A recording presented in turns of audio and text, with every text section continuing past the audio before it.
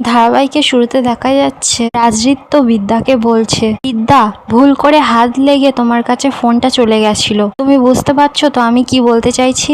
বিদ্যা তখন বলছে, হ্যাঁ আমি বুঝতে পারছি তুমি কি মিন করতে চাইছো, তুমি কি মিন করতে চাইছো আমার থেকে কেউ এই পৃথিবীতে আর কেউ বুঝবে না। এটাও বুঝলাম আমি, আপনি এত সুন্দরভাবে একটা কথা বলতে পারেন, আপনি জেনে বুঝেই ফোনটা করেছিলেন কারণ আপনি আমাকে মিস করছেন। আমিও এই বলে তো বিদ্যা থেমে যায়। রাজজিৎ তখন বলছে, কি বলুন? বিদ্যা তখন বলছে, না কিছু না, যাও তুমি তোমার বৃদ্ধ বাবার কাছে ফিরে যাও। আর বৃদ্ধ বাবা যেন এই বয়সে এসে এটা না বোঝে ওমা হতেই এই বয়সে বাবা আর ছেলের মধ্যে প্রাচীর তৈরি করেছে। এই বলে তো বিদ্যা কাঁদতে কাঁদতে ফোনটা কেটে দেয়। এদিকে দেখা যাচ্ছে রাজদেববাবু তো যখনই ওখান থেকে চলে যেতে যাবে রাজজিৎ তো রাজদেববাবুকে জড়িয়ে ধরে কাঁদে আর বলে, আমি জানি না কোন ছেলে বাবাকে কোন বয়সে বৃদ্ধাশ্রমে পাঠায়, কিন্তু না আমার কাছে আমার বাবা মা ঈশ্বরের মতন। আমি না ড্যাডি তোমার জন্য সব কিছু ছেড়ে দিতে পারি, সব কিছু, এ তো সামান্য একটা সম্পর্ক, আমি ছেড়ে দেবো, ওই বিদ্যাকে আমি ছেড়ে দেবো, আর ডিভোর্স হয়ে যাওয়ার পর তুমি যাকে বিয়ে করতে বলবে আমি তাকেই বিয়ে করব। বন্ধ করে আমি বিয়ে করে নেব, আর কোনো প্রশ্ন করব না, শুধু আমার ড্যাডিকে খুশি দেখতে চাই, শুধু আমার ড্যাডিকে একটু খুশি দেখতে চাই, বাস এইটুকু। রাজদেববাবু তো এবার রাজজিৎকে জড়িয়ে ধরে বলছে, তোমার মঙ্গল হোক, তোমার মঙ্গল হোক। অন্যদিকে দেখা যাচ্ছে রাজরূপ তো আড়ালে দাঁড়িয়ে দাঁড়িয়ে সেসব দেখছিল, মনে মনে বলছে, এখানে দেখছি যে বাপ ছেলে পুরো স্নেহে তলিয়ে যাচ্ছে, এখানে তো আবার ছেলে বাপকে ছেড়ে ছাপিয়ে চলে গেছে, ছেলে বাপকে এত ভালোবাসে, বাপ সেই সুযোগটা নিচ্ছে। তো আমি দাদা জানি তুমি খোলস পড়ে আছো, কিন্তু কোনো না কোনো সময় তোমাকে তো খোলসটা ছাড়তেই হবে, তারপর রাজরিতের সামনে তোমার এই আসল রূপটা বেরিয়ে আসবে। সৃঞ্জয় আর রাজরিতের মা পিছন থেকে এই নোংরা খেলাটা খেলছে। পর তো দেখা যাচ্ছে পরের দিন রাজরূপ তো এই লোকটার কাছে চলে গেছিল, যেই লোকটা ড্রাইভারটাকে ফিট করেছিল, এই লোকটা তাকে ফাঁসিয়েছিল। রাজরূপ তো এবার লোকটাকে গিয়ে বলছে, আপনার নাম শ্রীপতি সামন্ত তো? লোকটা তখন বলছে, হ্যাঁ, কিন্তু আপনি আমাকে ডাকছেন কেন? রূপ তখন বলছে, আমাকে চিনবেন না আপনি, আমি আপনার সাথে বিজনেসের বিষয়ে কথা বলতে চাই। লোকটা তো অবাক, বলছে, কিসের বিজনেস? রূপ তখন লোকটাকে বলছে, আপনি যে বিজনেসটা করেন সেই বিষয়। লোকটা তখন বলছে, আরে বাবা সেই কথাই তো বলছি, জিজ্ঞাসাটা সেই কারণেই করছি, কিসের বিজনেস করতে হবে? তখন বলছে, ইধার কা মাল উধার, উধার কা মাল ইধার। টা তো চমকে গেছে আর বলছে, আপনি কে বলুন তো, আপনি এখান থেকে যান, এই থেকেও সকাল থেকে আমার ড্রাইভারকে খুঁজে পাচ্ছি না। তখন জিজ্ঞাসা করছে লোকটাকে, এই গাড়িটা কার, কবির? তা তখন বলছে, কবি আবার কে? তখন বলছে, নিষ্ক বিশ্বাস। তা তো কথাটা শুনেই ঘাবড়ে যায় আর বলছে, আপনি কি বলতে চাইছেন বলুন তো? তখন বলছে, কি কনিষ্ক বিশ্বাসের গাড়ি আপনাকে কি গিফট করেছে তাই আপনি চড়েন? তা তো এবার ঘাবড়ে যায় আর বলছে, আপনি কনিষ্ক বিশ্বাসের ব্যাপারে কি কি জানেন বলুন তো? তখন বলছে, এই দেখুন আমি কিভাবে কনিষ্ক বিশ্বাসের ব্যাপারে জানবো, আমি তো আপনার বিষয়ে খবর বার করতে গিয়ে কনিষ্ক বিশ্বাসের কথা জানতে পেরেছি। লোকটা তো অবাক আর বলছে, আপনি আমার বিষয়ে খবর বার করছেন মানে? আপনি আমার বিষয়ে কি কি খবর বার করছেন বলুন তো?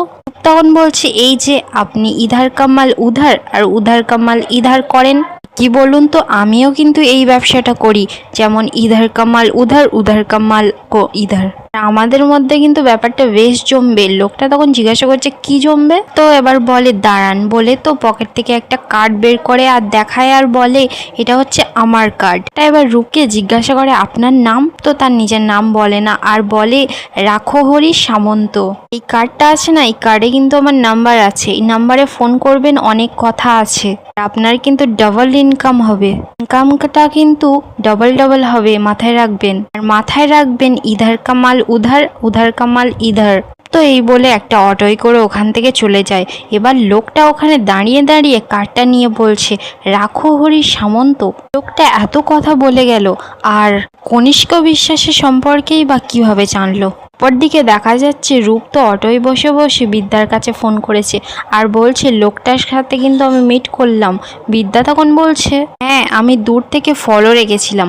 রূপ তো অবাক, বলছে, তুমি কোথায়? বিদ্যা তখন বলছে, হ্যাঁ আমি দূর থেকে নজরে রাখছি। রূপ তো তখন বলছে মনে হচ্ছে লোকটা টোপটা গিলে নেবে। বিদ্যা তখন বলছে তুমি শিওর তো? সুপ্ত তখন বলছে হ্যাঁ, একবার যদি বসিতে মুখটা দিক না, তারপর বড় বড় মাথাগুলো ধরবো। তবে বিদ্যা তুমি চিন্তা করো না, তুমি আমাদের বাড়ির বউ, তুমি শুধু নিজের মর্যাদা নিজে ফেরাবে না, আমাদের তো একটা কর্তব্য আছে। বিদ্যা, আমাদের বাড়ির তরফ থেকে আমি সারাক্ষণ তোমার পাশে আছি। বিদ্যা তখন জানায় আমার প্রণাম নেবেন কাকা, আমি এখন কলেজে যাচ্ছি। রূপ তখন বলছে হ্যাঁ, সাবধানে যাবে। বিদ্যা তো অবাক, বলছে কেন? রূপ তখন বলছে কি জানি, আমার মনে হচ্ছে তোমার ওপর আঘাত আসতে পারে, তারপর তোমার আঘাত এনে তোমাকে হসপিটালে ভর্তি করা হবে, আর সেই পেমেন্টটা পুরো করা হবে কনিষ্ক বিশ্বাসের নামে। বিদ্যা তখন বলছে কি বলছেন কি আপনি?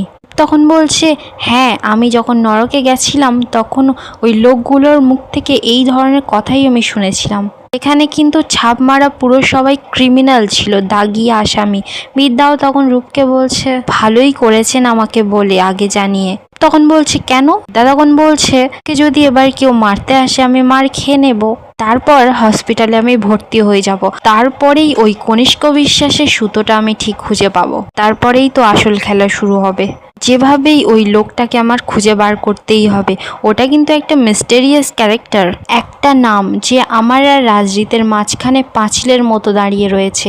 এরপর তো বেশ কিছুক্ষণ কেটে যায় আর ত্রিধার গাড়ি এসে বিদ্যার বাড়ির সামনে এসে দাঁড়িয়েছে। বিদ্যা যেই হোস্টেলে থাকে, এবার ত্রিধা তো বিদ্যার দরজার সামনে গেছে। বিদ্যা তো দরজাটা খুলে দেখেই অবাক। ত্রিধা তো ঘরের ভেতর ঢুকেই বলছে ত্রিধা আমাকে বলেছিল ফোন করে আসতে, কিন্তু আমি ওকে বলেছি যে ও এখন ওর ভালোবাসার সঙ্গে আছে, তাই ওকে আমি ফোন করে ডিস্টার্ব করব না, তাই আমি ডিরেক্ট চলে এলাম। বিদ্যা তো কথাটা শুনেই অবাক আর বলছে ভালোবাসা মানে?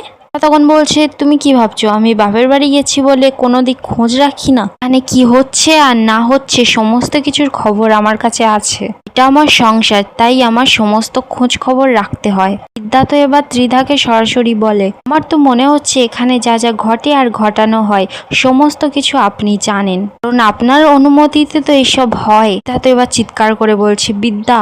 তো তখন বলছে তুমি এখানে চিৎকার করবেন না, সম্পর্কে আপনি আমার শাশুড়ি মা হন। তখন বলছে প্লিজ, আর না শাশুড়ি মা বলতে এসো না, কোর্টে না কেসটা উঠে গেছে, এবার দু একটা শৈশবদ হবে তোমাদের দুজনের মধ্যে, তারপর তোমরা দুজন তো ছাড়াছাড়ি। বিদ্যা তুমি জানো তো আমাদের জীবনে কখনো কখনো এমন মানুষ আসে মনে একটা বোঝা হয়ে যায়, আর সেই পচন জায়গা থেকে কি হয় বলো তো, ক্যান্সারের সৃষ্টি হয়। তো ঠিক সময় মতো যদি আমরা ওই ক্যান্সারের জায়গাটা ফেলে দিই তাহলে আমরা সুস্থ হয়ে যেতে পারি। তুমি আমার ছেলের জীবনটা নষ্ট করেছো, তাই আমি তোমাকে কখনো ক্ষমা করব না। হ্যাঁ, আমি যেন কখনো আমার ছেলের জীবনে তোমাকে আর না দেখি, আমার ছেলের জীবনে তোমার ছায়াও না যেন দেখি, তোমার ছায়া পড়া মানে পাপ। ইয়েস, এই বলে তো ত্রিধা ওখান থেকে যখনই চলে যেতে যাবে, বিদ্যা তখন বলে ত্রিধাকে অভিনয় করেন না কেন? ত্রিধা তো তখন বিদ্যাকে বলে বিদ্যা তখন বলে মানে আপনাদের পরিবারে কম বেশি সবাই করেন, কিন্তু আপনি একদম পুরো ছাপিয়ে গেছেন। দাদু তখন বিদ্যাকে বলে কি বলতে চাইছো তুমি? দাদু তখন বলে আপনি কলের মাথার ওপর উঠে জুতোটা টানছেন আর আমরা তুলের মতো এদিক ওদিক যাচ্ছি। আমার তো মনে হয় সব ঘটনা আপনিই ঘটাচ্ছেন। এখানেই আজকের এপিসোডটা শেষ হয়ে যায়। আপনাদের কি মনে হচ্ছে জয়ীর আগেও কি ত্রিধাই গেমটার মাস্টার মাইন্ড? আপনাদের কি মনে হচ্ছে কমেন্টে আপনাদের মতামতটা অবশ্যই জানাবেন। আর ভিডিওটা ভালো লাগলে চ্যানেলটা সাবস্ক্রাইব করে যাবেন।